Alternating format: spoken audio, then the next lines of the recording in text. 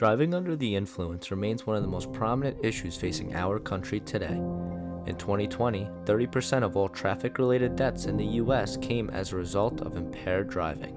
To put this into perspective, the CDC notes that 32 people are killed every day in crashes involving drunk or impaired driving. This is one death every 45 minutes. To make matters worse, traffic deaths reached a 16-year high in 2021, with over 42,000 deaths across the country. In New York State, over 32% of traffic fatalities came as a result of impaired driving. This corroborates with a study conducted by the National Highway Traffic Safety Administration, which found that 16% of weekend nighttime drivers, roughly 1 in 6, tested positive for illicit drugs. As impaired driving continues to take countless lives, police are at the front lines keeping the highways safe and identifying potential threats to the road. But how is it being enforced, and what happens from the highway to the courthouse? My name is Ellen Wilmot. I am currently General Counsel for Médecins Sans Frontières, also known as Doctors Without Borders, here in the United States. Immediately preceding this role, I was the interim Chief Executive Officer for Mothers Against Drunk Driving. Well, my name is Michael Arbite. I'm an attorney in my office in Nassau County. Used to be in Rockville Center, now it's in Freeport. And I've been practicing criminal law since I got admitted to practice law in New York in 1998. David Collins, I'm a police officer, Suffolk County Police Department, Highway Patrol Bureau, and I'm assigned to the Selective Alcohol Fatality Enforcement Team, or SAFE-T, SAFE Team. My main job is DWI detection and arresting drunk, intoxicated, and impaired drivers. Officer David Collins is a member of the Selective Alcohol Fatality Enforcement Team in Suffolk County and has 6 years of experience as an officer. Having over 80 DUI arrests, Collins is one of the few drug recognition experts, or DREs, in the county. Drug recognition experts are certified by the International Association of Police and are typically called in to perform testing in potential DUI cases. In order to become a DRE, officers must be qualified under strict criteria in order to be eligible to complete the 3-phase training, which totals over 100 hours. The rigorous training ensures that DRE officers are fully prepared for anything they may encounter on the road, including a traffic stop for a potential DUI. So during the standard DWI detection, phase 1 is the vehicle in motion. We look for things, bad driving behaviors that could be related to somebody not being impaired or intoxicated, which would be things where they're unable to divide their attention, such as maintaining a lane, maintaining speed, making improper turns, maybe they're making a wide turn, ignoring light signs to no turn on red type things like that, weaving within the lanes, swerving. Next we move into phase 2, whereas after phase 1 we decide if we're going to stop the vehicle. When you get to phase 2, we're having an interview with the driver and we're looking for signs of impairment on the driver, how they're speaking, how their fine motor control is, how they divide their attention. So for example, if we ask for a driver's license or registration, and while someone is looking for that, ask them for where they're coming from or some question unrelated, it momentarily divides their attention between the physical task and the mental task of having to answer a question. We look to see if they're fumbling with their license, how the car pulls over, if they hit the curb, if they don't pull over for a mile, if they're slow to respond. And then talking with the driver, we'll look for slurred and mumbled speech, glassy and bloodshot eyes, and obviously an odor of an alcoholic beverage on their breath, their general demeanor, how they're acting. Maybe something as simple as they have vomit down the front of their shirt when most normal people probably wouldn't be driving around with vomit. And after that phase, we decide if we're going to move into the roadside testing. Once we get to roadside testing, we've got 3 scientifically validated tests that we do in order to help us gauge the impairment of the driver.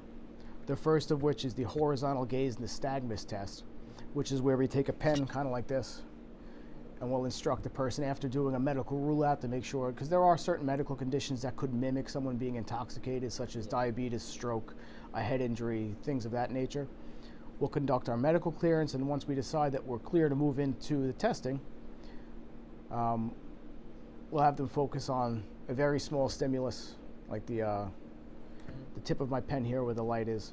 We're then going to move the light in front of their eyes in a very systematic and standardized way in order to see if we have any clues of impairment. There's 6 possible clues on the horizontal gaze nystagmus test, and it's been proven that 88% of the time we can make a right arrest decision based on having 4 of those clues indicating that that person is possibly over an 0.8, a 0.08. After the eye test, we move into the walk and turn test. The subject is placed in a very specific position, told to stand with their feet in a certain way with their hands at their side and to not do anything. Next, they're giving a very specific set of instructions that for me and you, if we're not intoxicated, we should fairly be able to accomplish. It's walking 9 heel-to-toe steps down a straight line, turning in a very specific way, which really isn't difficult, and then walking 9 heel-to-toe steps back. During that, there's a possibility of 8 clues that we can count up, and that will give us a 79% likelihood that that person is above an 0.8 if we get 2 of those clues. The final test that we do on the standardized field sobriety test is the one-leg stand. During the one-leg stand, the person is asked to stand in a specific way, heels and toes touching, hands at their side to follow directions. Then they lift 1 foot approximately 6 inches off of the ground, and they count by 1,000s while looking at their feet. There's a possibility of 4 clues that can be gained during the one-leg stand, and that'll give us an 83% likelihood that that person is intoxicated above an 0.8 if we have 2 of those clues. Now, specifically for drug impairment, even though those clues are only validated scientifically for intoxication, the tests are valid for showing impairment. And when it comes to a drug, they call it the per se limit. So in New York State, the vehicle and traffic law says you can't drive with a blood alcohol above 0.08%, at which point you're considered intoxicated. There's no per se limit for drugs in New York. If you are impaired to any extent by a drug and unsafe to operate a motor vehicle, you can be arrested for a violation of Vehicle and Traffic Law 1194 or 1192 for driving while ability impaired by a drug. And that's where the A-RIDE testing comes in. A-RIDE, or Advanced Roadside Impaired Driving Enforcement, is a course used to train officers to observe, identify, and articulate the signs of impairment related to drugs. Serving as one of the prerequisites to the DRE training, there are several requirements before an individual can take the course to become certified. Through A-RIDE, you learn 3 additional tests: the finger-to-nose test, the modified Romberg test, and a lack of conversions test, all of which help officers get a better judgment on an individual's possible impairment. Once all that testing is done and the individual is identified as impaired, a DRE expert is called in to form an opinion on the person's impairment and what category of drugs they're impaired on. This systematic and standardized 12-step process includes additional physical testing, along with blood and urine samples in order to get a toxicology report. This isn't always the case, however, as attorney Michael Arbett states that those who are pulled over do have certain rights. They have the right to remain silent. That's first and foremost. They don't have to take any tests that someone would that a police officer would ask. They don't have to submit to any field sobriety tests. They do have to show ID. They do have to get out of the car if for officer safety, if a police officer asks them to get out of the car. But besides that, they don't have to do much more besides that. It's your right to refuse testing. Yeah. Administratively, if you refuse chemical testing when requested by a police officer, your license is revoked for a period of 1 year, whether or not you're acquitted of the charge of DWI. It's an administrative action by the Department of Motor Vehicle. But it's your right to refuse it. Mm-hmm. It's also your right to have a revoked license at that point. Yeah. So they have to be willing to participate. So there's, I'd say maybe 60-40. 60% of the people who are arrested for some sort of DWI or DWAI offense typically consent to testing. Despite the advanced training and protocol that officers undergo, traffic deaths remain a major issue. This has only become more prominent with the legalization of marijuana in states across the country, as the initial findings indicate that the drug's legalization has led to increases in crash rates and traffic fatalities. While these findings are preliminary, they are alarming nonetheless, which is why some are concerned about this potential unforeseen impact of the legalization of cannabis. So, with cannabis, the specifically worrying thing for me is that your body can be physiologically impaired by cannabis for up to 24 hours after consumption. And the way that you feel is largely dependent upon how frequently somebody uses cannabis. So a daily cannabis smoker could not feel high, so to speak, but could have physiological impairment within their body, namely their eyes, their vital signs, their muscle tone, and lack of convergence, the things that we would look for on a DRE exam for cannabis. Typically, we see people who are driving on cannabis 4 to 6 hours after consuming cannabis, and they might not feel high because they're used to the effects and they're tolerant to the effects, but they're still very much physiologically impaired with it. I just am worried that we don't know enough. We don't speak about it enough. We don't educate as well as we used to. I mean, back in the day, and and now we're going at least 150 years ago when I was still in school. Your health classes had slightly scary presentations about what happens when there's alcohol involved, or MAD was actually in the schools as part of the health programs in the days, and you'd have victims come in and share their stories about what happened. But that was all alcohol focused. We didn't really get that with marijuana. Marijuana just was bad because it's illegal. And no kid really cares. Oh, it's illegal. It actually probably makes it more attractive in some ways. Who knows? In cases of marijuana, there's no specific limit that someone has to be above or below to be arrested for driving under influence of marijuana, influence of drugs. The law used to be, and it got changed a few years ago, driving under the influence of drugs, it used to be impaired to any extent. So it was a very low burden for the people to prove, and it was impaired to any extent.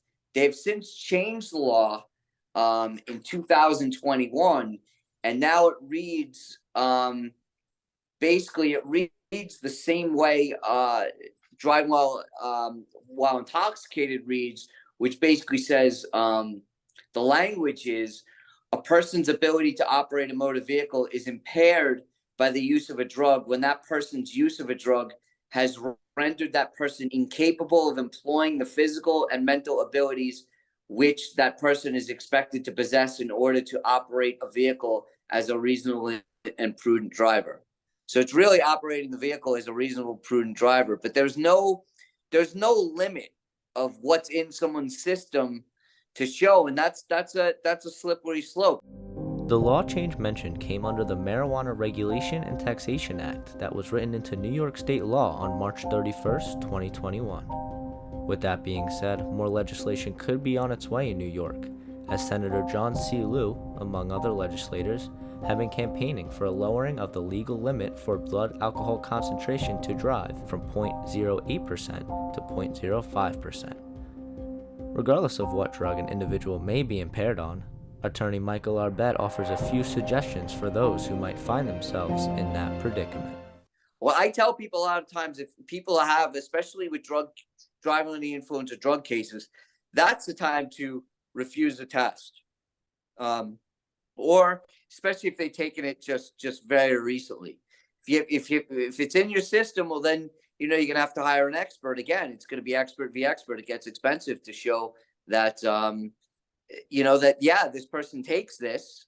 Especially people take prescriptive medicine all the time, but if prescriptive medicine, if it's a narcotic and even if it's legally prescribed, you can't drive under the influence. Now I have a lot of clients that in the past have had prescriptive medicine, and they thought they were okay to drive, but in fact they were not okay to drive. From our vet's experience, most DUI cases involving marijuana, along with other drugs, get resolved through a plea deal. Depending on the case, the individual could be subject to a revoked or suspended license, potential probation, and even jail time. For these reasons, our vet, Collins, and Wilmot all share the same sentiment. So I would tell somebody who was going to use cannabis to probably wait 6 to 8 hours before they drove. This is something where you're going to go to a party, you're going to stay at a party for the night, you're not going to drive afterwards. Don't smoke a bowl or a blunt or whatever you want to call it, and go out and get Taco Bell.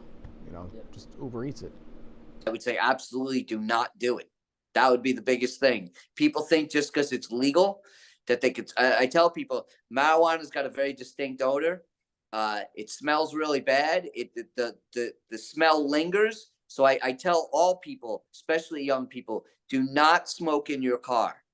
Even if you smoke, do not smoke in your car, because the smell lingers. And if you get pulled over for any stupid reason for failing to signal, and there's marijuana coming from your car, and you could have smoked 8 hours ago, that it stays in the car.